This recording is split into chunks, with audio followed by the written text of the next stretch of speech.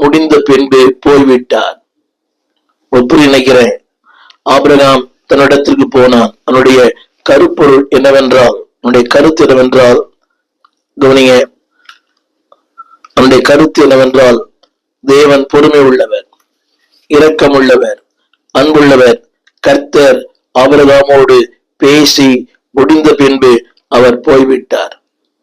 இதனாலே அவருடைய பொறுமைக்கு எல்லை உண்டு. இரக்கம் உள்ளவர் தான், பொறுமை உள்ளவர். இதனாலே தேவன் அழிக்க கூடாதபடி எதிர்பார்க்கிறது ஜெபிக்கிற மனிதர்கள். திரும்ப இந்த 6 குறிப்புகளை சொல்லுகிறேன். ஒரு ஜெபிக்கிற மனிதனுக்கு, தேசத்தை திறப்பில் இருக்கிற மனிதனுக்கு தேவன் எதிர்பார்க்கிற ஒரு 6 காரியங்கள். Number one, get the information. அந்த நாட்களின் காரியங்களை அறிந்து கொள்ளுங்கள், செய்திகள், நாட்டின் நடப்பை அறிந்து கொள்ளுங்கள். 2வது, தேவனுக்கு முன்பாக நிற்க பழகி கொள்ளுங்கள். 3வது, அழிவுதான், நாசம்தான், மோசம்தான், தொடர்ந்து தொடர்ந்து நில்லுங்கள். 5வது, தேவனுடைய சுபாவங்களை அறிந்து கொள்ளுங்கள், அண்டர்ஸ்டாண்ட் காட்ஸ் கேரக்டர். 6வது, அவருடைய இரக்கங்களையும் புரிந்து கொள்ளுங்கள். 7வது குறிப்பு, அவருடைய பொறுமையும் அறிந்து கொள்ளுங்கள். ஒரு பொறுமை உள்ளவர், ஆனா ஒரு குறிப்பிட்ட காலம் வரை. மோசம் படிச்சு பார்த்தீங்களா? பின்பு கர்த்தர் போய்விட்டார், பின்பு பேசி போய்விட்டார்.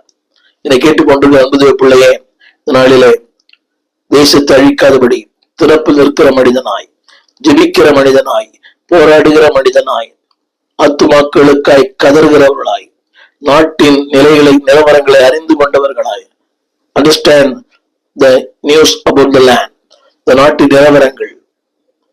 பல தேசங்களுக்கு நான் போகிற வாய்ப்பை பெற்றேன். ரஷ்யாவிலேயும், போலந்திலேயும், செக்ஸ்லோவேக்கியா, அப்படிப்பட்ட கம்யூனிஸ்ட் நாடுகளில் அவருடைய ஜபங்கள் இரவும் பகலும் கதறி ஏழ்மையில் இருந்தவர்கள், வறுமையில் இருந்தவர்கள், இல்லாமல் இருந்தவர்கள். ஆனால் இன்றைக்கு கர்த்தரை உயர்த்தியிருக்கிறார், தேசங்களை உயர்த்தியிருக்கிறார்.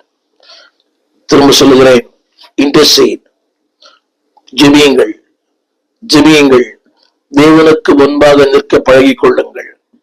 தேவனுக்கு முன்பாக நிற்க பழகி கொண்டால் இந்த உலகத்துல யாருக்கு முன்பாக நிற்கலாம். There is no fear. இதனாலே தேவன் எதிர்பார்க்கிற, தேவன் விரும்புகிற மனிதர்களாய் நீங்களும் நானும் மாற அர்ப்பணிப்போம், ஜெபிப்போம். தேசத்தினுடைய ஆசீர்வாதம் உங்கள் கரத்தில். Understand God's plan. ஆரம்பத்தில் சொன்னேன், காரியங்களை இப்படியா என்று பார்க்காதிருங்கள், காரியங்களை செய்யுங்கள்.